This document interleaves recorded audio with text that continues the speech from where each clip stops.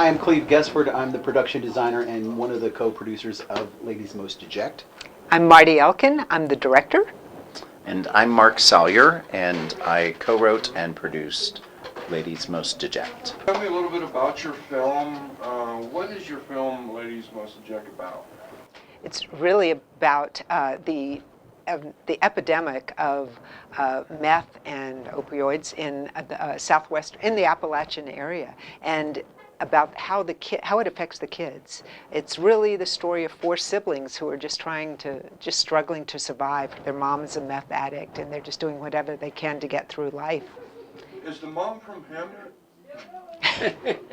We have a lot of that problem here. Sorry to hear that. Right. Well, it's a universal problem. Yeah, It's it is.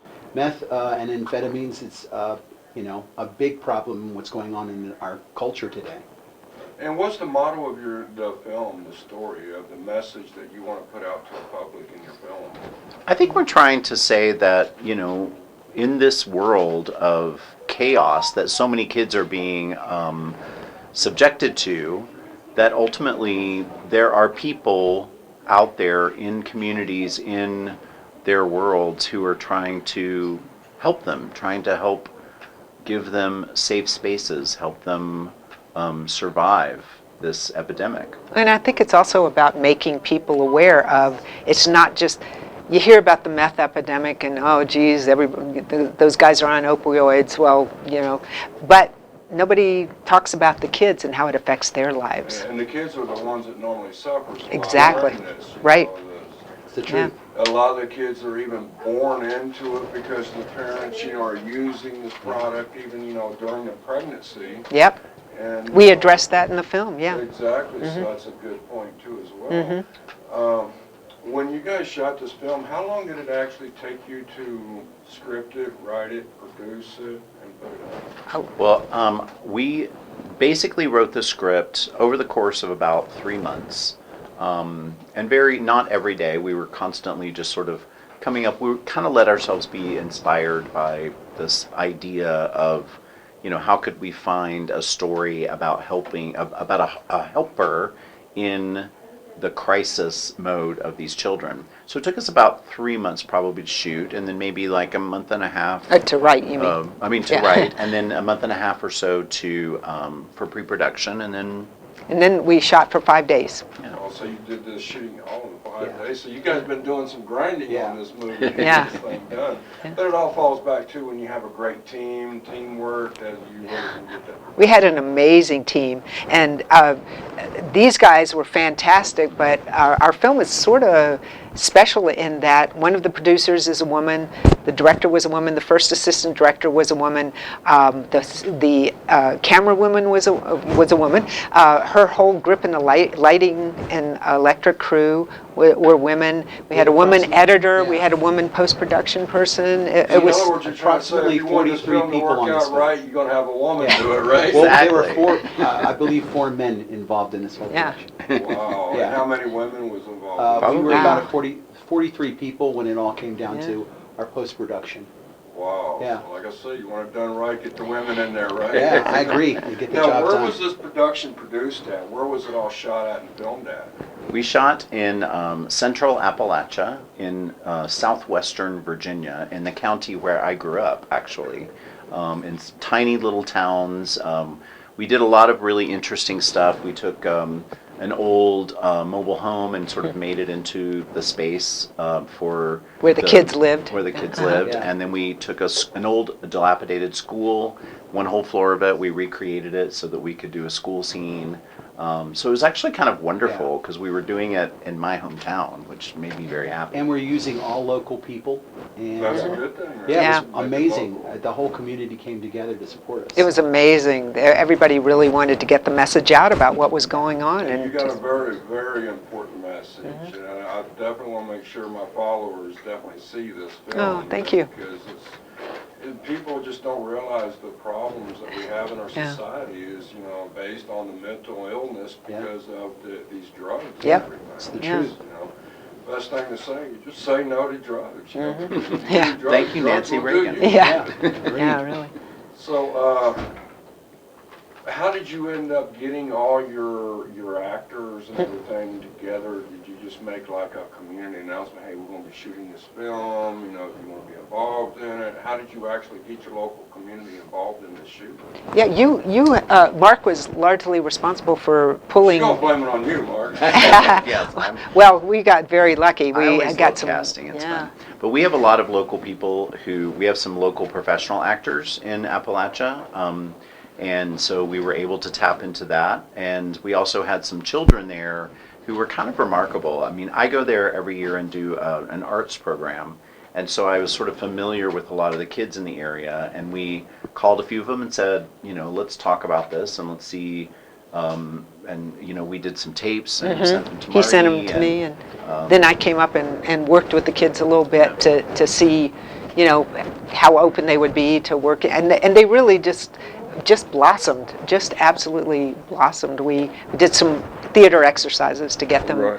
What you are know, some into of the the story. fun times that you had during this shooting this film? I know every time you do a film, you know, you have the good days where Yeah. just, you know, everything goes right for you, and then you have those days that just like nothing wants to work right for you. Did you have any of those? Oh, type we of had situations? a few of those. Yeah, our first Yeah, day, oh my God. our first day was a monsoon, basically. Yeah. It was just nothing but a mud lolly Yeah. and rain.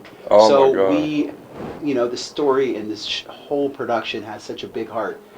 We all learned very fast to rely on each other. Mm-hmm. Right. And our first day was very difficult. It was Yeah. so flooded that all of the toilets stopped working, so then we had no toilets, and we were flooding out. All the things you don't think about. Yeah. Right. I had just put everything together in the trailer. We started in the trailer. I just put everything together in the trailer. I'd put out all of these water traps that kind of take the moisture out of the air to put it, because we also, it's very hot as well. We're in the middle of summer. Right. So I was working on trying to get all the moisture out of the whole area so that we could shoot in it, and then it rained. Yeah. Oh, wow. And Yeah. and you know And more moisture.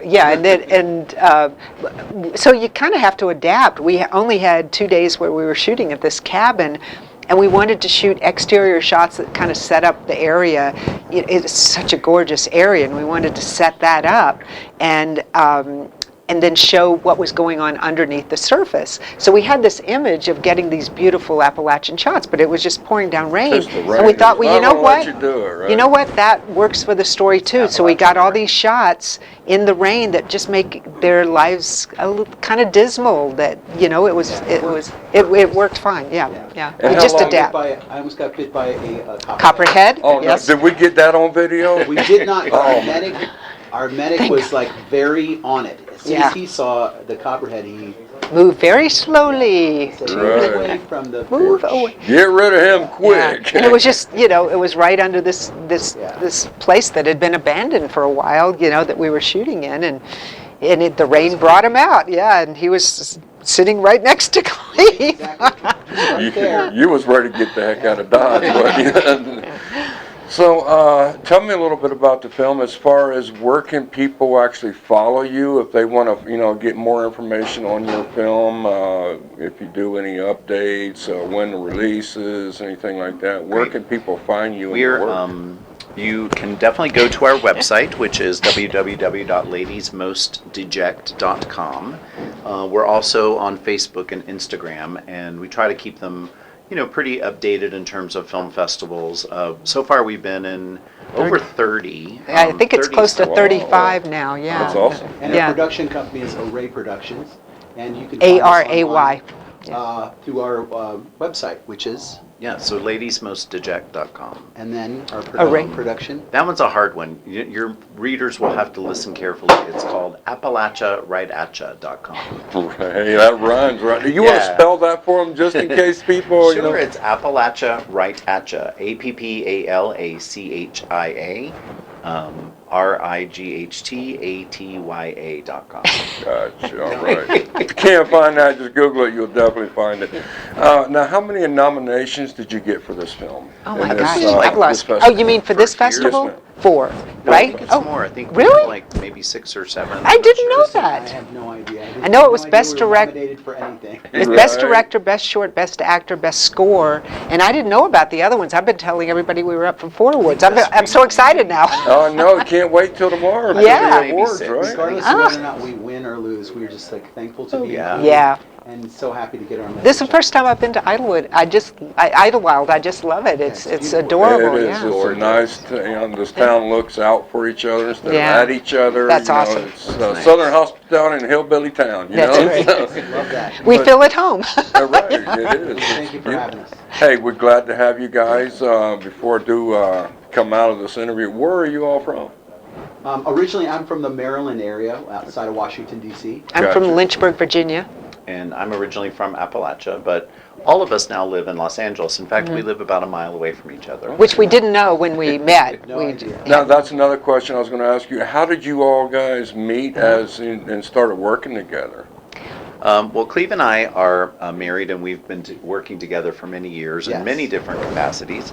But Marty was, we had gone to a website for the Alliance of Women Directors. Directors, and we typed in some interesting. We wanted We've to got see a who was out database there. on Right. the And web. who might be interested in directing our short, and we typed in a bunch of factors, and Marty's name came up, and we saw that she was originally from Virginia, so Ding. we were like, wow, this is great, we need to meet with her. And then, of course, she's had this amazing career. She's worked on probably, 100 movies or more? And we thought we'll never be able to get her. Aww. It's just something that in fact, we're just going to set out this law. And I, of course, all my life have wanted to, I've worked all over the country on, Steel Magnolias and Driving Miss Daisy, just all kinds of movies, and I always wanted to work in Virginia. And they said, we're shooting in Virginia. I went, Well, yeah? I'm down, right? So, how long have you been in the filmmaking industry? I've been in the in the entertainment industry for over 25 years. Okay. 37 for me, yeah. Wow. Yeah, probably about 25. But I started in theater, and I mostly did theater for many years. Right. And the film part, the company that produced this is my company. I have it with my friend Melissa Palmer, and we've been around for now 3 years, and we're just creating stories that are based on the place where we grew up. That's our whole concept. Okay. And what actually inspired you to actually want to get into this type of work? I personally have always been a creative person. I don't remember a time in which I wasn't trying to make something or make something up, Right. or pretend to be something. And it just sort of parted into this amazing lifestyle and career that I've had a good time doing. I came from Lynchburg, Virginia, and never imagined in my wildest dreams I would ever work in the film business. And I was living in Richmond for a while during the summertime, working at King's Dominion, which is like a Six Flags Over Georgia kind of thing, in the stage shows. And Universal Studios came to Richmond to film part of a movie, and I just started helping out and heard about the assistant director's training program, which I went, oh my God, that's what I want to do. And I moved out to California and eventually got into the program and just had this amazing career as an assistant director, and never would have dreamed of that in a million years growing up in Lynchburg. Yeah. So cool. Yeah, I just grew up in a tiny town in Virginia, and everybody in my family told stories, and ultimately I became a storyteller, and I think that's sort of what really brought me into it. And like I said, I mostly worked in theater for many years, but I like working in film. It's new and it's refreshing, and it's a different kind of storytelling, but it's still just storytelling, which I love. You're a visual storyteller, right? Yes. Yeah. Put it on the film, Yeah. put it in MP4s. So. All right, and once again, what's the name of the film that we're discussing? Ladies Most Deject. The Jack, okay. And what gave you the idea to use that exact title? Well, The writer. We stubbornly insisted on that title. Basically, it's a quote from Ophelia, a monologue of Ophelia in Hamlet. And Ophelia is a character whose life sort of falls apart, and it's no fault of her own. It's just she's been handed these circumstances, and she deals with them accordingly. And so basically, ladies, she has a monologue that we actually do in the film, where she talks about, you know, me as a lady most deject and wretched, like having, it's really about PTSD. It's about, you know, what she's had to deal with in terms of her life, and we felt like it really matched the title character of this film. It really matched her story and her circumstances. So. Okay. Well, let's go ahead and check out it. We're going to go ahead and show our viewers, you know, the movie. Thank you. Well, Can't show it all to you folks, but we're going to show you a little trailer, a little teaser. And if you want to see more, well, then you're just going to have to follow their movement and Exactly. follow their websites that we've given out. So let's go ahead and check out The Ladies Most Deject. An eye of ladies most deject and wretched How's your mama? Charlie! That sucked the honey of his music vows. Take the kids to go swing for a bit. Now see that noble and most sovereign reason. What do you think you're doing? Do you know what I got from you? Don't you even think about leaving this house. You ain't going nowhere. Charlie! Like sweet bells jangled out of tune and harsh. Don't touch that. Don't touch me! Charlie, you get back in that house! I mean it! Charlie! That unmatched form and feature of blown youth. Where are we gonna go? It's a safe place for now. Oh, woe is me Is there anybody you could call? to have seen what I have seen. See what I see. You're not the only kids afraid to go home at night. What do we do now?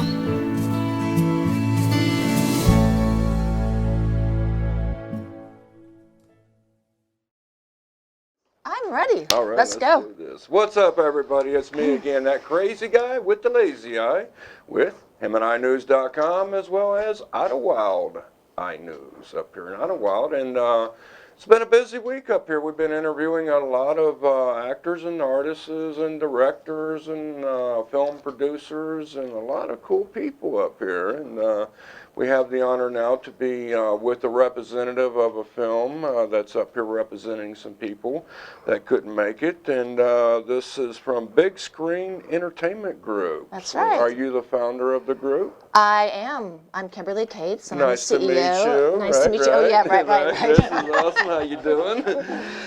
So, Yeah, I'm working with these people from Inner Mongolia okay. who have the film Song of Love, and I've known them for about 6 years now.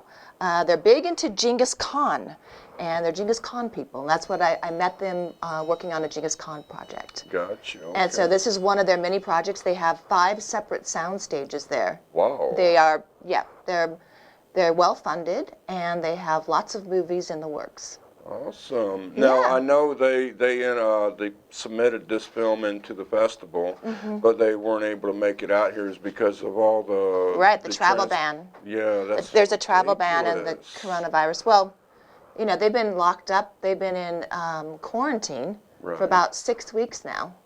Wow. Stay in their homes, work from their homes. So, Are they yeah. all? Let me they're just. going Sorry about to- that. Let me just turn Are off my they phone. over there having the issues with the toilet paper and stuff? Can't buy toilet paper. I Can't don't buy think they paper have towels? that. I think the water. Right. I think that we're the weirdos with the toilet paper. Yeah, you the people know? out there have common sense because, you know, I was just talking to another film producer before we got with your interview, and it's like everybody's going out buying toilet paper Yeah. and stuff. I don't know. I don't get that. What happens when you run out of food? Yeah, I mean- Nobody's thinking about food. Now look at it. Everybody's It's not that tasty. right, It's- exactly. It's a bit dry unless you put some, you know, mustard and mayonnaise on it. Sounds like Right. a voice of experience there, Kimberly. Have Yeah, you eaten you know- toilet paper with mustard before? I guess we're gonna experimented have a to lot as a figure it child. out, you know? As a child, I went through many different adventures. Right. Forgive me for teasing. This is what happens in our office. I'm Sandro. I work with Kimberly at Big Screen Entertainment Group, and it's such an honour for us to be here at the festival because film, after all, you know, brings the world together. And I think now more than ever, it's important to remember that message because yes, we have the filmmakers who are unable to travel. And all it's the way such a- from Inner Mongolia. all the way from Inner Mongolia, Yeah. and it's such a thrill for us to travel all the way from Los Angeles to come to Idyllwild and represent this amazing movie. So what do you think of this cool mountain? Oh, I love it. Beautiful. This is the vision of America I grew up with in England. Beautiful mountain roads, air, fantastic landscapes, and what a gorgeous setting for a film festival. Right. It's like Cannes with mountain air and trees and windier roads. At least we don't have no rain today, to make those winding roads crazy. But, yeah, it was pretty crazy, those windy roads. It is, especially coming up way in the nighttime like last night. It was so foggy and everything. It'd be perfect setting for a horror film festival, too. Right? Hey, don't give me no ideas. I might just do that. Yeah, because it puts you in the mood driving up that very, very windy road. You feel pretty terrified, so when you get here, if you had a horror film festival, it probably wouldn't seem as scary. This is what makes Kimberly such a fantastic filmmaker. Wherever we're driving, it's like, this would be great for a movie. It's true. Coming up next season, The Horror of Idyllwild. Hold this knife, we're filming a slasher movie. Right. Yes. But, when I did travel in Inner Mongolia, we were on a location scout for Genghis Khan and for Kublai Khan. The same filmmakers of Song of Love made 90 episodes of Kublai Khan, which is Genghis Khan's grandson, who actually took over the Hans and took over China at the point where Genghis Khan left off. They built the Great Wall to keep him out, by the way. I don't know if you know that or not, but you probably know that. Yeah. He's Mr. Trivia, by the way. He knows everything. Series on him, right? He's actually a host for a trivia night in Los Angeles, so he is like Mr. Know Everything about random stuff. Genghis Khan, one of the great figures from history.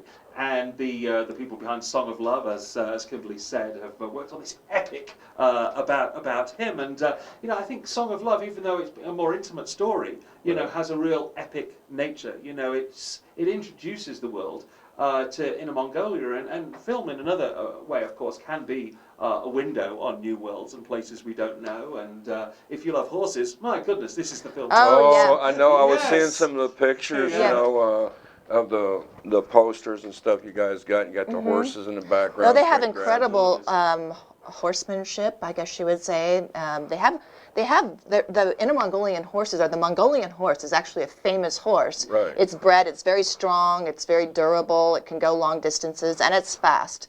So it's a much sought after horse. So, but yes, they have the whole landscape of Inner Mongolia and the grasslands.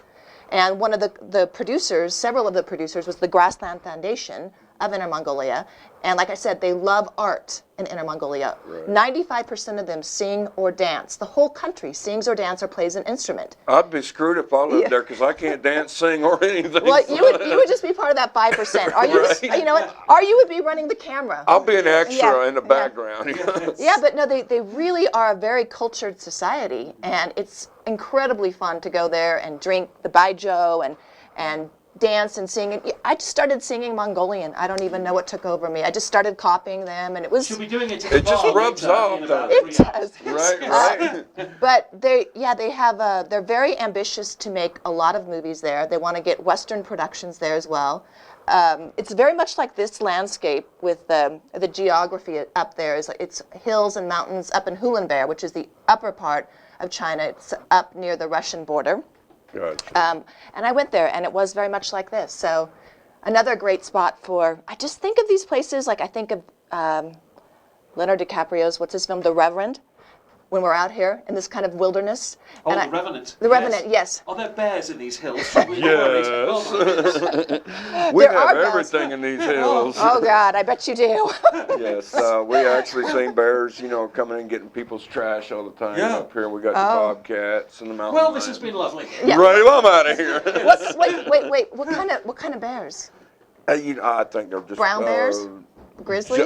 Jordy, the black bears, ain't they? I think he's back. Jordy? Well, my dad lives in Montana, so... He left me. The bears, literally, last time I was there, they were jumping on the trampoline last time I was there. Right. Yes. The bears, yes. I don't really know what bears do. I grew up in London. If we see a bear, we've got to go to the zoo. Right. This is terrifying for me. I'm very nervous. I was enjoying this festival up until about then. 2 minutes ago. How we go back to Well, talking Sandra, about Mongolian horses? just don't get locked out of the cabin tonight. Oh, That's right, that's absolutely, right. yes. We got As a opposed lot to of... twerking, which I should be doing at the party for the filmmakers. Right, now if you do Sandra, that, yes. I'm leaving, you Oh, know? Yeah. now that's scarier than the bears. Right. I will have the bear come in if you Yes. start twerking. There you go, and I'm going to be standing behind her. So. But let's get back to your movie. Okay. The Yeah, where did Songs we of- digress? Song of Love. the Song of Love. It's a beautiful movie. It's actually based on a true story. In 1959, there was a terrible famine in China. I believe 30 million people starved to death. And there was many orphanages. And this is about an orphanage in Shanghai. And they were starving. I mean, literally, they were taking branches off the tree and boiling them, trying to give the kids soup, trying to make anything for them to eat. And up in the grasslands of Inner Mongolia, the land is rich with all sorts of agriculture and animals and, you know, milking cows, milking goats, milking sheep, what have you. So it was very rich in resources. And so the only thing is that they needed the mothers, or they needed people to obviously adopt the children, and that's they agreed to. The grassland mothers agreed to adopt these orphans out of Shanghai, and there were a lot of them. Wasn't there like 29 of them? 29 of them, and 6 would go to each home. And so this is about 2 of them. This focuses on 2 of them, and it's a love story, how they met in the orphanage, and then they later fell in love when they got older. It follows them through their life. Oh, this is a cool movie. It is a really cool movie, and like I said, it's based off a true story. It brings in a lot of art and culture into it. It brings up some touchy subjects that they did very well, you know, different parts of history. Right. Now, how long did it take them to actually script, shoot, produce, and everything on this? Well, everything in China happens very quickly. They work 7-day weeks and 12-hour days. They don't have unions. People feel like it's an honor to they feel like it's an honor to make a movie, so they don't want to break. They love making movies. Get her done. Get it done. Right. And so, I mean, I've seen massive yurts go up, like the Kublai Khan yurt, which was made to scale. It went up in 3 weeks, and the thing was made out of stone. It was insane. But yeah, They're worse than Amish, right? They get it in there and get it up. They do. So pretty much Mr. Gurr, who is the main executive producer, he's the billionaire founder of the whole Grassland Foundation. Him, and there's quite a few that are part of this, but he's the main one, the chairman. And he will go over the script. He's very much involved with the writing process, the producing process, and he oversees the script probably 3 to 6 months. Once he decides to start shooting, it happens very quickly. Right. And he's also very particular about casting. That's one thing that he does take a while, is he will search hundreds, if not thousands, of people to find the right cast. You got to. You got to get that right people in there and make it And the movie's successful. called Song of Love, and to follow up on Kimberly's point, it's made with love. You know, Yeah. and Right. you can just see that like everyone who works with it so believes That's in the true. story, believes in the project, and all you filmmakers can relate to that. You know, when everyone's sort of pulling together and believes in the project, it's a beautiful thing. It always Yeah. works better that Yeah. way, and it goes Yeah. a lot smoother too. And this film does have a lot of the culture and the Inner Mongolian culture with the singing and the dancing and the things that they do almost every night. Like we karaoke, they get together and they get in their yurt, they put on their special Mongolian dress and they get up and sing and dance and drink the baijiu and put the blue scarves around your neck and celebrate the big sky. Yeah, sounds like a fun time. No twerking, right? No tweaking, no Right. twerking, just local customs. Before I actually started the interview, I was speaking with him, and he was actually telling me a little bit about your life history and everything, that you used to be done actressing as well, too. I was actressing. That's right. I was. So what films have you been in? Well, my first film, which is probably the most famous film, is called Bill and Ted's Excellent Adventure. Oh, really? And I did that when I was real young. I'd only been acting for a couple of months.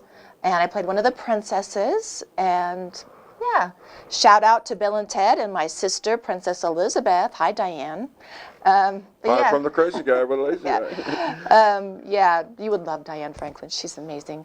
But yes, I started off with that film, and then I did one of the first Seinfelds. I was on Wonder Years, Murder, She Wrote, like everything from the I 90s. knew she looked familiar. Yeah. Yes. Right? Yeah. I pretty much Were you, did were you the every- killer in Murder, She Wrote? was I the killer? I don't know if I was the If killer. she tells you that, she's going to have to kill you. Of course. Right? I was definitely the plotter, Ah. and it was with Bryan Cranston. I set him up. Ah. So yeah, that was fun. Yeah, I enjoyed Murder, She Wrote. That was like the best That was one of my project. favorite movies. Oh yeah, it was a fun show to do. But yeah, I did a lot of TV, I did a lot of movies, and now I produce movies. I have produced a horror film called Babysitter Wanted. Check it out. It's a good scary movie, and it's a girl who, before girls were kicking ass and taking charge like they are now, and it was cool. I made sure that this girl kicked ass and didn't.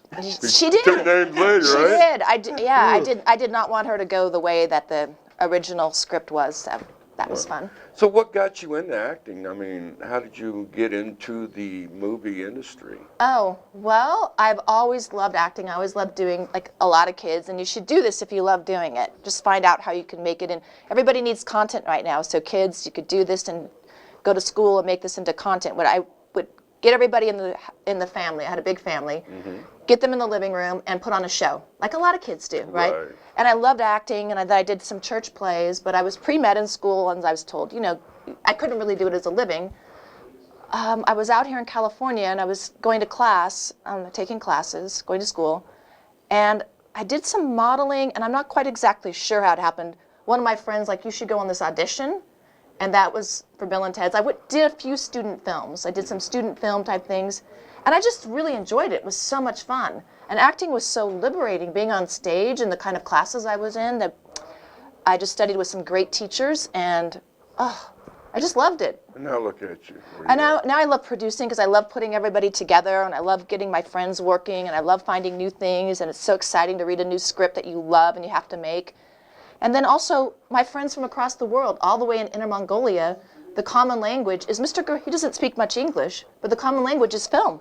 And so the beauty of film and storytelling, it's universal, just like music. So, and the thing is with film is it does bring all of the facets of art together. Production design is painting, music, sound, everything, you know, the photography, everything is included in film, all the different elements that we use in art. So I love it. I think it's an incredible medium, and it doesn't matter how old you are, you can constantly do it. You can write, you can come up with ideas. I think that for women it used to be a certain age thing, but now that's even changing.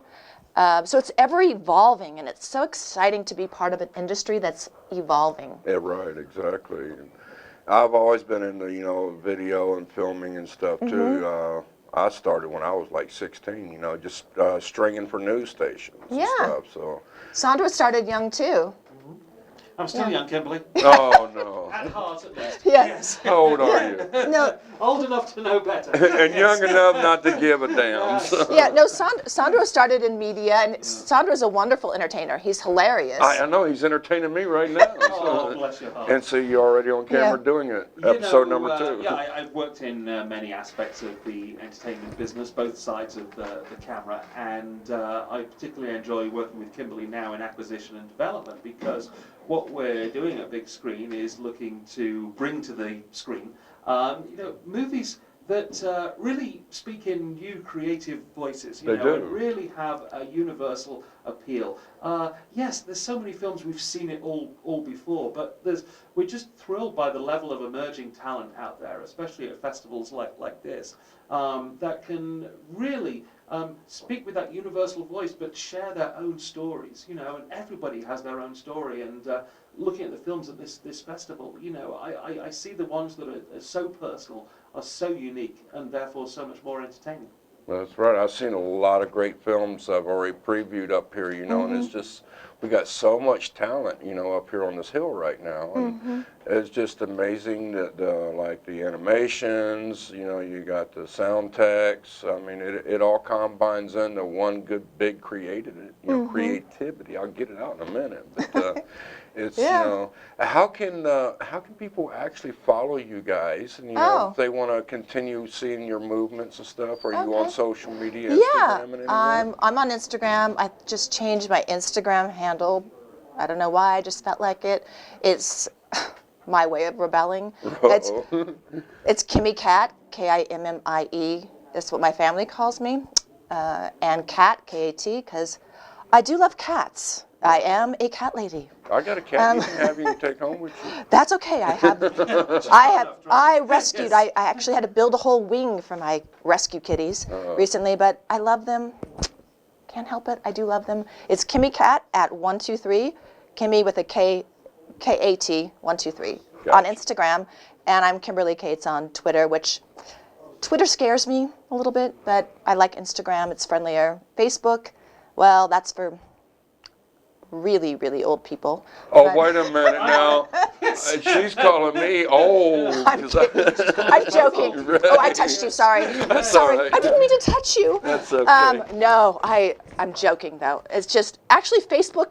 Since the virus, Right. Facebook has made a comeback. Yeah, It really has. It's like maybe Mark Zuckerberg has something to do with the coronavirus.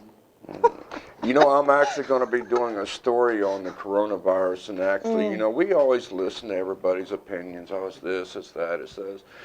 I don't really never get to give my opinion on what I think, so I'm going to give my opinion on what I feel. Really? It's going to be a good video. I was just sitting over at the fireplace today, just thinking, I should do a live stream about this coronavirus, and I'll just throw out a little bit of what I've researched and found out. If you start putting all the prior seasons, every 2 years, there's a new virus that comes out, if you notice. And then every 2 years, what happens? We have a new presidential elections. Is this coronavirus put out and built? And Are you talking about like the Ebola before? Right, we had the Ebola one year, then we had the swine flu one year. SARS. Yeah, History SARS. tells us that people vote out of fear rather than out of hope. So, thank you. I guess people who subscribe to that theory would see a lot of sense in that. Right, and I've actually got documentations that we've actually found. We even found the actual ingredients of the coronavirus. And if you watch all the combinations of the modifications of the virus from the prior virus, they took in and they added all different kind of modifications to the genes of the virus to come up with and it's very scary what we found. And it's like, is the government the one that's doing this to cause a I don't know. It sounds like a very good movie. I think it will be. Good movies, one consequence of all this self-isolation and social separation is people are staying home and enjoying all the great content out there. That's right. And I think another great power of movies is to make people happy at sad and challenging times. And so, when I get worried about this, I just stick on my favourite film, Bill and Ted's Excellent Adventure, or watch my screener of Song of Love, and then I feel happy again. That's right. Yes. I think that sometimes if I watch something scarier than I am, then it's like, it helps me. Yeah, right. Like I was watching some scary Netflix movies and shows and like things to like get angry at, like that great show I told you about, Dirty Money. Yeah. Oh, it just makes me so mad that I get more mad about I want to punch the screen. And it takes your mind off, what you're worried about. And it does. It's like I'm thinking about that and like how angry I am that there's no justice for some of these people. That's right. And anyway, it does put a balance there. But I do think I do think that for a fish market or the coronavirus story, it's a very sophisticated virus. It is. And it's like, it's choosing to affect a certain age group, which is Thank you. That's right my point. The older age group. That is very sophisticated, and that the young ones can carry it and they don't even know they have it, but they can pass it to the old ones. That's a bit terrifying. They don't even know that they're like little viral like monsters.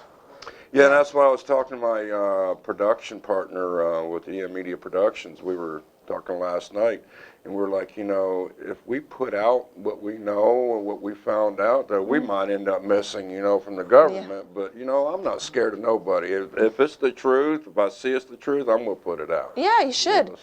I think that a lot of people have these feelings, but of course you could never prove anything like this. There's just, a lot of theories. It's conspiracy theories. Yeah, it's theories, and all you have to do is go, does this seem very strange that it's so sophisticated coming from a fish market and it could do all this stuff? well, that's one heck of a virus. I would think that people should be looking for the ground zero of the source of the virus, because that's a great bioweapon. It's Why also don't you know? cathartic, I think, isn't it, for people to come together as a community Yeah. and discuss it, you know. Exactly. Whether it's conspiracy theories, remedies, whatever. Because it's Yeah. all, you know, it's... And you it's see the what people troubles are of made of ignorance. too. Yes. I mean, you see the women fighting in Australia, like punching each other out over toilet paper. Oh, I know. I've seen those It's videos crazy. at Costco's and Walmart's and stuff. And then you see, It's like a permanent Black Friday. right, exactly, Exactly. over toilet paper. Yeah. And then I see people in my neighborhood, and the older people, like the younger people, say, like, look, I know the older people are scared to go out, so let's go and see if they need anything. So it does bring communities together, which is also really lovely to see. Yeah. Right. You know, and I think Sandra's right. I think it ultimately does bring us together. It also exposes our strengths and our weaknesses. And it also exposes the stupidity of some people, too. Well, that's what I mean, the Yeah. weaknesses of certain people. Right. Because, I mean, like I was just talking before our interview started, you know, everybody's panicking over toilet paper. You know, what about the food? You know, everybody's spending their money on toilet paper, but now the smart people are going out and buying up on the food. Now the food shelves are empty. And now what are you going to do when you run out of food? Eat your toilet paper? Well, I need to lose some weight anyway, so, well, you know, maybe yeah. it's a blessing. Right. Well, Exactly. You know, when I was little growing up, we grew up in the Pacific Northwest, and my mom was somewhat, I hate to say it, a doomsdayer, but she read a lot of crazy books, and so we had a year's supply of food in our pantry. We would make, you know, fresh strawberry preserves and everything. We canned everything. So we had enough food for a year. So I've been waiting for this event for like 40 some odd years. That's right. Well, you know what? But I don't got have my the pantry food. anymore. That's right. I got my food that's running wild in the woods. You know, there's plenty of squirrels out here. Man, there's some good squirrel soup. Oh, Tastes good right now. You know, you gotta do what you gotta do. But That's right. by the way, the hot pot came from, I believe, Inner Mongolia. Just to bring it back to our friends in Inner Mongolia, the hot pot, where they didn't have any food, and maybe the soldiers did this too, but it did start where they just they used their helmets. They would put tree branches, animals, whatever they could, boil the water and put it in there and make their soup. Make the soup. Now, yeah. we must dispute this. This is the place where Kimberly and I differ. Because Kimberly, of course, is talking about the Mongolian hot pot. Is that where the Mongolian grill came out? Possibly, but I'm from Lancashire in England, and we have the Lancashire hot pot. Oh, and so our theory is, during the War of the Roses against Yorkshire, the Lancastrians, who were the inspiration for the Lannisters in Game of Thrones, by makes the way, sense. you know, would eat hot pot. The Lancashire hot pot. From their helmets? From their helmets. So, was it the Mongolians or was it the Lancastrians? I don't know. Both of you are pretty old history there. Genghis Khan was back in the 11th, 12th century to the 13th, because I know that was when conquered Lancashire. Because he was alive when the Magna Carta was written. Yes. So, yes, it was around that time. Yeah. Who created the hot pot? I never thought I'd discuss that at the Idyllwild film. No, right. I don't know. We're talking about food. He's talking about squirrels. Yes. He's having squirrel soup for dinner. I'm just avoiding the bears up in those hills. Well, what I did order a ton of soup off of Amazon, though. You know, like about 3 or 4 weeks ago, because I do remember having canned goods is great. So I put canned goods, I have canned soup everywhere. Unfortunately, she's lost the can opener. Good one. Maybe you can find that at Walmart. Everybody's buying the toilet paper and the water, not even thinking about stuff like that. So. Yeah, but canned goods are the best. That's you know, right. and you could still go to Costco and get that and order on Amazon. They have an endless supply of everything on Amazon, except for they are out of alcohol, not the drinking kind. Right, the rubbing the swabbing alcohol, kind. the Everybody's swabbing. out of that. I've taken all the drinking time. Yes. Right, it's all gone by him. So that's why Yeah. I win. Crisis. Well, back Anyway. to the film. You got me Song of sidetracked. Love. Yeah, the Song of Love. The Song of Love. Yes. How long is this film? What is the running time? Like 105 minutes? 105. I think so. It's for an epic movie. Yeah, it is. It's not full feature length, you know, and that shows great editing and great pace of storytelling. I never quite understand why epic movies have to go on for like sort of 3 or 4 hours. You know, this is very tight storytelling, so you get your epic scope in a mini chunk. Gotcha. Yeah, the one thing I will say about China and particularly, I mean, they do really care about filmmaking there, and they have all the best equipment. Right. They didn't, I mean, and they're learning quickly because they're, you know, they really wanted to learn from the Westerners, and they're getting better and better with filmmaking. I mean, Sandra and I have another project with the producers of Song of Love called Law of Heaven, which is about Genghis Khan and about the Magna Carta. And it's, yeah, it's a really special story. I don't want to say too much, but it brings in the English culture and the Inner Mongolian culture. Combining history for stories is so effective, especially when you meld two cultures together. Yeah, Right. it's I think, brilliant. Kimberly, next we should do the mystery of the hot pot. Oh my God, I was just saying the next film Mongolians coming or up. was it the English? who Yeah, then they're gonna discovered fight over this food. Yes, exactly. Yeah, New feature coming soon to Yes. theater near you. fight to the death. A So- historical thrill. How many nominations is this film looking at getting? I think pretty much it's nominated for every category in this Really? festival. Yeah, Wow. pretty much so. Yeah, they're. I mean, they did a brilliant job. The music is so gorgeous in this movie. It's shot beautifully, and I love the choices of actors. Yeah, all of it is top notch. It did. By the way, this film did really, really well at the Chinese box office. For an Inner Mongolian film, it made about 15 million Wow. in the Chinese box office, which is excellent for them. Yeah. Yeah, really great. And my company, Big Screen Entertainment Group, is hopefully going to be distributing it in North America. That'd be awesome. And my partner, Jimmy, is going to helping with the global sales internationally. Okay. Yeah. Awesome. Well, we're definitely going to have to follow you to find out when all this is taking Oh, yeah. place so we can let our people know too. Oh, yeah, I would love to. Yeah. I would love to. No, I feel this landscape is like, I feel so right at home here. And I just like need to go get my little axe and start splitting Kindle. Right, right. You know what they always say, home is where your heart is. So. Yeah, it's true. Like I Right. just need the old wood cook stove and some nice dried out cedar and just start splintering that little Kindle like little pieces just to get a good fire going. Wherever there's filmmakers, that's my home. That's right. Oh, that's good one, right. Sandro. This crazy business takes us all over the world, and we're so lucky to be part of it, you know.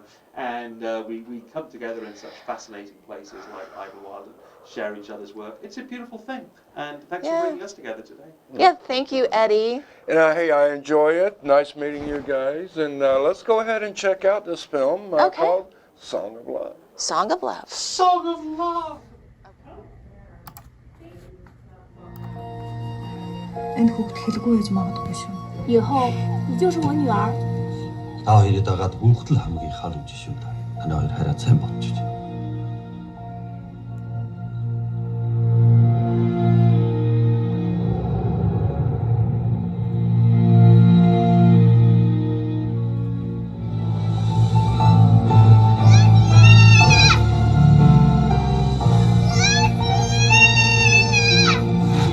All right, well, good afternoon, morning. It depends on what time of day you guys actually watch this video. So I'll just say, what up, folks? It's me again, that crazy guy with the lazy eye, with HEMET and also as well as Idyllwild iNews. So it's been a busy week up here in the mountain of Idyllwild. As everybody knows, been following our stories on our live streams and as well as our YouTube channels and Facebook channels. We got the big old 2020 International, or shall I say, the Idyllwild International Festival of Cinema 2020.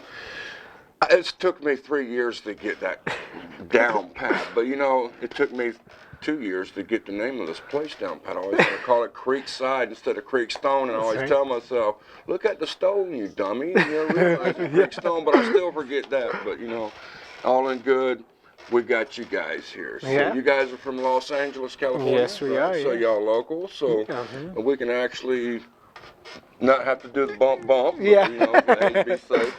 But you guys shot the film in the mind's eye. Yes, we did. And tell me a little bit about the film. What is it about? Okay, so it's about a girl who's able to take people's memories and kind of her journey of what type of toll that takes on you. A lot of movies with like fantastical abilities and stuff like that, they explore it and it's supposed to be this exciting thing. Right. But what are the repercussions of having an ability like that? What can it do to a person and where can it take a person and what can they become? you know. So in other words, this woman's a memory snatcher. Yeah, exactly. Mind snatcher, Yeah, right? yeah. Wow, that's just about like the Grim Reaper, you know? I don't think she wants to snatch my memories because it'll really take a toll on her, you know? But what actually inspired you guys to actually come up with this type of movie and the title of it and the plot of this movie? Our lead actress, Sarah Navratil, she had this idea for kind of the same thing, a person that has the ability to take people's memories, and she was like, I want to explore it in a level, and she wanted to be in it, of course, and fantastic actress, and I love working with her, so I was like, let's see where we can take this, let's see how far we can stretch this kind of ability that's kind of been explored in some aspects already, but in the way we do it is pretty different from, I think, what people have done before, because memories are everything. Without memories, what are we, you know? That's true, and I tell you, sometimes I wish I didn't have the memories that I got. She can snatch them and keep them, you know, but I feel sorry for what she's going to do with them afterwards. So how long did it actually take you and your team to actually put this film together? What was it? It was like 4 to 6 days, somewhere around there. I think it was like 5 to 6. Yeah. 5 to 6, yeah, somewhere in there. Wow. So this was like an all-day project every day for those days, no sleep, a lot of coffee. Yes. Right? So it sounded like you guys had, according to what I've seen on your trailer and everything, you guys put this production together pretty nice. Thank you. It's clean, nice clean video, good transitions. Totally. The effects are really great. Yeah. So I guess it all comes down to your editor, right? That's right, yeah, he's standing over there somewhere. Right here? Where's your editor at? He's somewhere around here wandering around. But he's our cinematographer, and he fantastic. Like, that's the look. I come up with the ideas, and I hope it only looks so good, and then I hand it over to him, and he's able to make it. In other words, you come up with the ideas, and you say you put it on MP4, right? That's right. Yeah, exactly. So how long have you been in the cinematography? Oh, well, now. I mean, it was with Kellen, like 5 years. About 5 years. Yeah. What got you into it? What inspired you? Me, right? No, it's all blaming on you, right? Cinematography in general? Yeah, what got you into this line of work? I saw some movies growing up, they really inspired me, and some moved me, and so I thought if I could do that to somebody else like they did to me, move me with moving images, inspired me to do stuff, that'd be really rewarding. Well, that's awesome. Hey, at least you ain't out there selling drugs and all that. You're doing honest living and making good, cool movies, you know, at Absolutely. the same time. You guys did an awesome job on that. Thank you, appreciate it. What are some of the moments, and when I say moments, is, you know, anytime you're in shooting a film or a documentary or anything, you know, you got these retakes, you got the bloopers, you got things that just don't want to go right for you that day, you know, have to do all these Have you had any of those moments, or did everything just go smooth as a bell for you? No, it never goes smooth. It never, yeah, exactly. It'll go smooth, and then one day we'll hit it, and that one day will be the day. Yeah. But, do you remember that?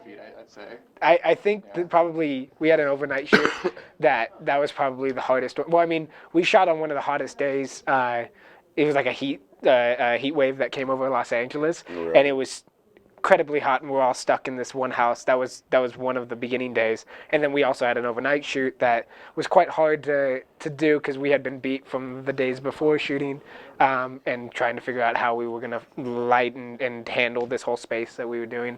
That was probably one of the things, but it came out great. It was one of those things where you kind of get some happy accidents in there when you're doing it, you know. And can you describe some of the happy accidents? Do you have any happy accidents? We got to talk about some bloopers here. You know? Oh man, a film ain't a film without no bloopers. That's right.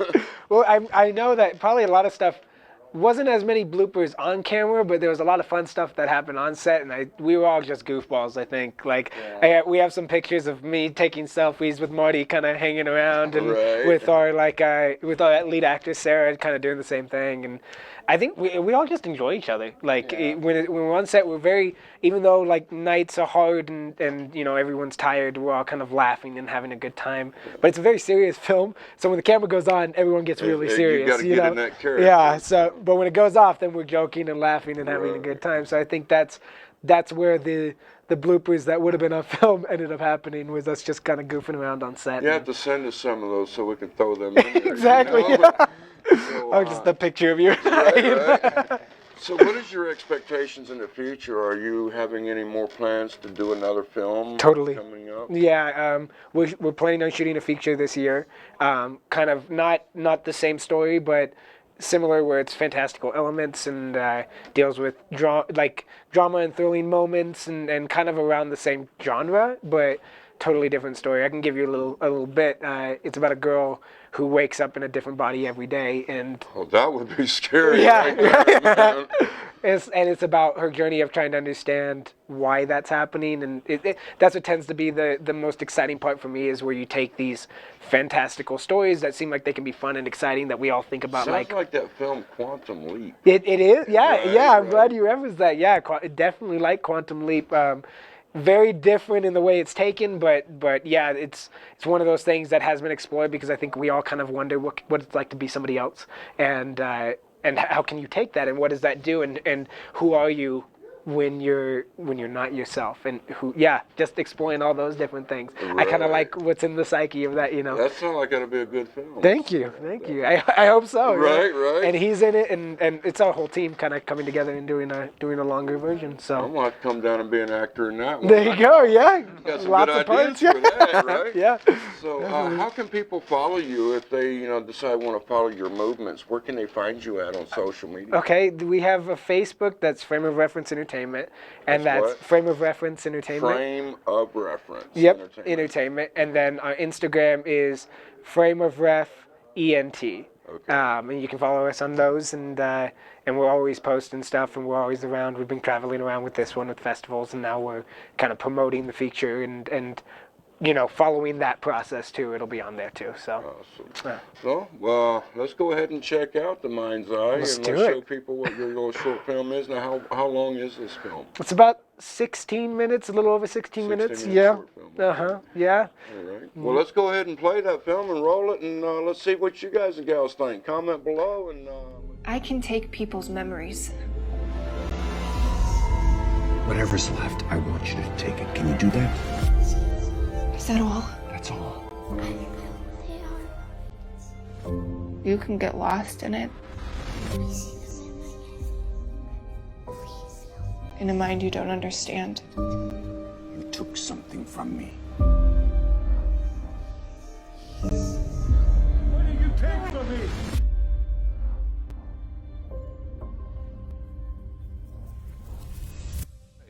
we are up here at the Idyllwild International Festival of Cinema 2020 here, hashtag IIFC 2020. And we're here in Idyllwild at the Creekstone Inn. Nice, very place, elegant to stay when you're up here enjoying the mountains. So today I've got the honor to meet Jake over here, who shot a nice film called Change. And Jake, you're from Los Angeles? I am, yeah. I'm from Los Angeles, originally from upstate New York. Awesome, man. So you're from all over the place like I am, then. So you know it, East right? Coast to the West Coast. Yeah, yeah. So tell me a little bit about your film Change. What is it about? So Change is a music video that I put together for the YouTube channel Music with Friends, and it is about two lost lovers who get sucked into a stop-motion film they made as kids. Oh, so they explain that they made the motion film and then they just got their lives stuck into the film, and yeah, basically they made this stop-motion corny sci-fi film as kids, right. And then they grew up, they got in a relationship, and then they broke up, and something happens where they both rediscover the film and get sucked into it and rediscover one another while navigating this crazy sci-fi film that they made out of stop motion as kids. Oh, wow. And then do they end up getting back together? Or? Got to watch the video to Yeah, find that's out. right. Yeah, that's it's right. the That's hook. a good way to tell them right there. So, how long did it take you to shoot this film? This actually took me 1.5 years. Wow. Yeah. So you put a lot of work into this thing. Yeah, it was one of those things where the video comes in under 5 minutes, but because of all the stop motion and the chroma key and the editing, it took a while to put together. Exactly. I tell people all the time, when you have to go out and shoot so much footage. You get 10 hours, 20 hours of footage just to get a 5-minute clip, Yeah, It's right. the best thing. So, editing Yeah, it. Editing Yeah. is the true deal on it. That's the time consuming. I know you told me you shot this down in most of the shots were shot in a basement just on a table. Yeah, so that's the funny thing was by the nature of this film where it's these people in this stop motion world or this modular world, most of it was built in like a basement on just like some wooden table, these different models. And then we filmed the actors inside of a studio in front of a green screen and then chroma keyed them and inserted them into the stop motion stuff that we filmed. Right. And that green screen chroma key, that's the magic of animation right there, ain't it? Yeah, it's one of those things where I was really trying to push the boundaries of what I had previously done and just sort of push myself in terms of what kind of stuff I was able to do with the technology I had available to me and really just try and make something unique. Well, you definitely did. I seen the trailer on this, and it was very awesome. You know, the animation was great. I loved how, you know, you did the little spear off the girl's ring, you know, when she held up her hand doing the thing. We show it right here, you know. Yeah, and then thank the you. UFOs with the lasers and the fire. I mean, you did a really great job, you know, as far as the animation part. Thank you. I couldn't even do an animation with a stick figure, you know, on pen and paper, but hey. It was a fun thing too where like it's this big action adventure thing, but we were trying to approach it in the opposite way that you normally do, where instead of making the effects look as realistic as possible, we wanted them to look very handcrafted. Exactly. And so like the flying saucer that you mentioned, that flying saucer is very clearly made of paper plates and painted, but it's the size of like what a real flying saucer would look like. Right. And it's like if you look closely, it's held up on strings that go up into the sky, but it's shot like it's a giant spaceship. You did good. I mean, you got a good brain up there. So. Oh, thank you. But how long have you been doing animation and filmmaking? What got you into it? I've been doing filmmaking since I was a little kid. I distinctly remember as a kid, I used to take old VHS boxes and I used to like draw posters on them, like movie posters, and say that, oh, this is the movie that I really want to make. And they're like, well, I would be like, let's watch this movie I made. And they're like, well, you know, that's just like a Sesame Street VHS. Right. You can't actually watch it. So then I had to actually learn how to go make films. So you started making, you was telling me earlier in our scene one, take two, that you started actually, you got a camera when you were like 7 years old, and then you started getting into the industry at 7. Yeah, I started making my own like movies when I was 7. I would make them with friends, or one thing I learned to do was do a lot of stop motion stuff, because then I could sort of just do it on my own. Right. Don't have to worry about corralling bunches of like kids to get them to be in your film, and that kind of got me interested in stop motion. And this film actually was sort of inspired by a lot of those old films I used to make at that age. And now look at you. You're here at the International Festival of Cinema here in Idyllwild, you know? Yeah, led somewhere good, right? Right. So after you 7 years old, I guess you knew, okay, I'm going to be a filmmaker. This is what I want to do. Yeah, I've always wanted to do it. Can't see myself doing too much else, so. Right. And like you say, do something you love. You know? Yeah, it's one of those things where I'm, you know, even if I'm doing, have other hobbies or separate career tracks or whatnot, I'm always going to be making films. Right. Is know? this your first film that you made? Or? Nope. I've made, like I said, I've been making films pretty consistently since I was a kid. Obviously, those ones aren't going to go into film festivals or anything like that, but I actually have been in other film festivals. I've won a couple other awards for a couple other films. This is my first time at Idyllwild, though, and I'm super excited about it. All right. Well, how many nominations did you get? I've won 3 awards in the past. Right. How many nominations do you have here? I have, I was nominated for Best New Video Award here, which is super cool. Oh, I bet you're excited to see what happens Sunday, huh? Oh, I'm excited, but I'm just excited to be here. I love watching all the films, and I love like exploring this town too. Oh, it's a cool town. Yeah, it's up beautiful. It is. It really is. This community up here, they actually look out for each other instead of at each other, you know? Yeah, That's what I like about Idyllwild. But where can people actually find you to be able to see all your films, your movements, and any updates on any future work that you do? So, this video was done for a YouTube channel called Music with Friends, and to see more of their content, which is by a wide variety of filmmakers. You can go to Music with Friends on YouTube, and then to see some of my personal content, like my short films that I've made and other projects, if you just look my name up, Jacob McAuliffe on YouTube. And you want to spell that so make sure we... Yeah, absolutely. Jacob, Jacob, last name McAuliffe, McAuliffe, and you'll be able to find all my short films and a variety of different other things that I've done on there. Awesome. Okay. Well, let's go ahead and check out Change, and let's see what people think. Make sure you do comment below and let us know what you think of his short film, and support this guy and follow his movements on YouTube, folks. So here you go. Enjoy Change.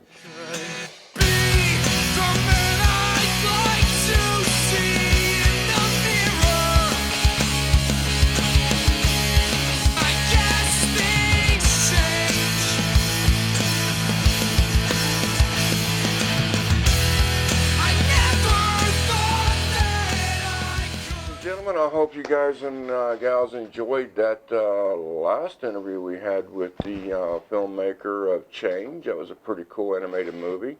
And now we got somebody cool as well here from Los Angeles. And you guys decided to come up here and do a film in our film festival. What did you guys come up with this year? So our film is called Alien Guy Tim, and it's a mockumentary about a guy who claims to have been abducted by aliens, but he faces many obstacles in his path in proving it. Right. Did he ever prove it? Well, I guess you have to watch the movie. Film, right. So what inspired you to come up with this type of movie and with this type of story base? Well, it basically was after watching the TV show Ancient Aliens. Okay. I was watching a good bit of that, and I found some of these characters on there who are talking about UFOs and aliens being real, and I just thought some of them had unique voices, and I just started doing this character with my brother, and then this character, Alien Guy Tim, just kept spawning into more, and before you know it, we made a whole short film script, and we're like, yeah, we're gonna go out and do this. And he started the character Alien Guy Tim like on Instagram, and he was doing these selfie videos, like talking about aliens and his alien girlfriend and all these things, and so people were direct messaging him, being like, hey, are you for real? Like, is this? Yeah, I'm for real. I'm getting married with my alien girlfriend. We're fixing to have little aliens, So. Well, yeah, I mean, people bought into it. So, it's pretty there's cool. certainly a community out there, and so getting some of those legit questions, it's like, oh, maybe there's more to this story, more to this whole thing, this guy Tim and his story. So that's and why I see you played Tim in the. I do, yes. Yeah, I played Tim, and I also wrote it, and we co-produced it. Okay. Yeah, Patrick McElroy and Scotty Simmerly directed, produced, and edited. Wow. So the reason why I like your film a lot is because we hear so much about aliens right now. Everybody's talking about unidentified objects. The aliens did this. The aliens built this. Talking about how the pyramids out in Egypt. Everybody says, well, the Egyptians didn't, make those pyramids. The aliens did. And I'm like, is it really true? Are there really aliens? I mean, my personal opinion, yes. There's so many different planets. There are trillions of planets out there, right? You never know what's out there in that I think it's unlikely that we're the only intelligent life forms in the whole, in all these universes and There's galaxies. So much there must be more stuff. And That's what we liked about the character too, because it opens up this. You're like, this guy's kind of weird. You don't know if you'd want to hang out with him in normal life, but you're very curious because he's opening up your eyes to something that maybe you don't think about all the time. That's a good point, and I think that's a good motto of your film too. So, how long did it actually take you guys to produce this film and put it all together?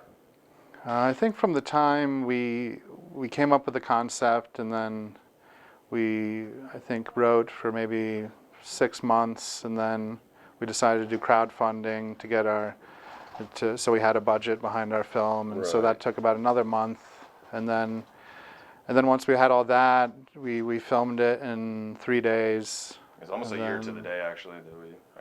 Today or tomorrow was like when we shot it. Yeah. So a year ago. The editing probably took the most of the It time. took, yeah, I think it was Like, probably about 2 months doing Sending post-production it off to, because before. being the editor and being on set, at least it was easier for me to put it all Yeah, together. because you knew in your mind how you wanted to put this Exactly. out, you know, Yeah. so yeah. But yeah, I think the rest of the composing and VFX, of course, that took a little time. Okay, now how long have you been in doing editing?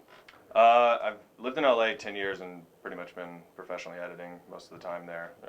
Freelance, and then I work at Sony Pictures now, cutting TV spots. So, cool. so yeah, like obviously editing, that's like my passion, and I love it. And it was great to like direct something because we've known each other since freshman year of college. That's why I was just getting ready to ask you how'd you guys end up meeting each other. Yeah, so yeah, we're both from North Carolina originally, and we. What part? I'm from Charlotte, and he's from Raleigh, North Carolina. Raleigh, okay. I did a lot of work up there in Raleigh, North really? Carolina, Oh, yeah? so I'm familiar with that area. Well, we both went to NC State in Raleigh, and that's where we met freshman year. And just, you know, he had a camera, he always liked to shoot and edit, and I liked to write and act, and so we just like Good team became together, fast yeah. friends, and have been making stuff together You write since. and act, and he'll put it down on MP4, Exactly. you know. It's perfect for me, you know, because I'm like, Right. I don't have the patience for the editing, but he's. It's aggravating, let me tell you. I don't care to be in front of the camera. So. Right. Yeah, you're like me. You got the radio voice, right? Right.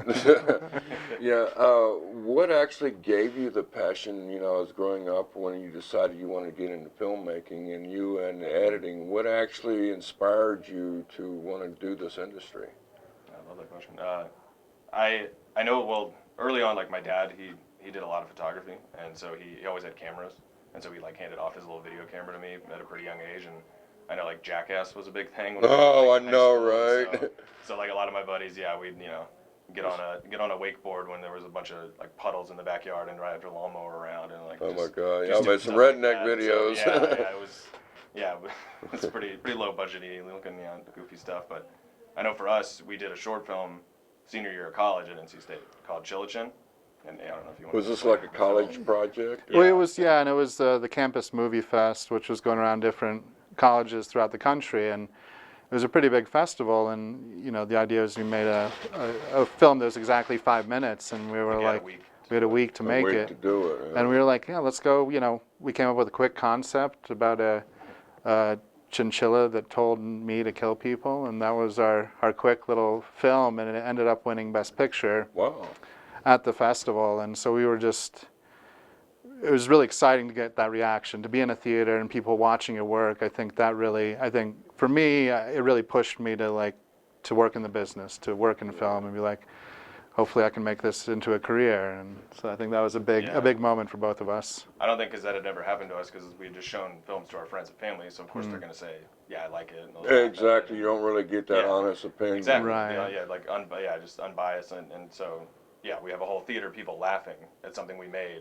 It was really surreal, and I think with a year later I moved to LA, so it was. Right. It was Also, I was going to ask you guys, what brought you out here to California from out there in the Carolinas? Yeah, just trying to get in the biz, in the film industry, and just taking a shot on it. And look at you now. Look where you're at. Yeah, I've been fortunate. Yeah, and same thing for me. I've been in LA for about 3.5 years, and pursuing acting and writing is why I came out to LA. Right. Well, yeah, excuse me. I'm sorry if I'm not exhausted, man. And we've been interviewing all day yesterday, and then my partner with our production company came up last night, and we were actually meeting with another filmmaker out here. And after we got talking with him, we found out, I want to do a short film on your life.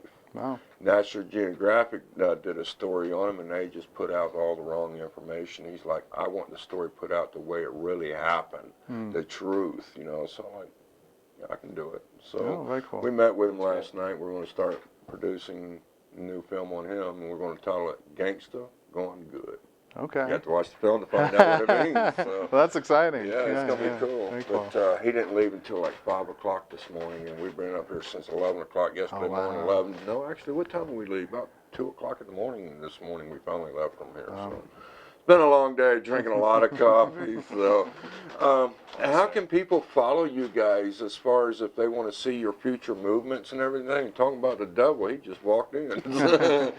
But how can people follow your movements if they want to see your future work and any updates that you guys do? Sure, yeah. Well, we have alienguidetim.com as our website. You can find all of our information there. And also the Instagram is alienguidetim as well. And so those are the two main places you can check out what's next for us and what's going on with this movie. The festival run, and especially when we eventually maybe make it go public, and so for people to see. I got one question. Was you ever abducted? Was I? Yeah. No, not in real life. But I'm talking about in the movie. Oh, well, in the movie, that's the, you know, the whole crux of the movie is. That's right. You know, gotta watch you gotta watch. Right. So let's go ahead and check it out. Let's go ahead and pull your film up and tell us what you think.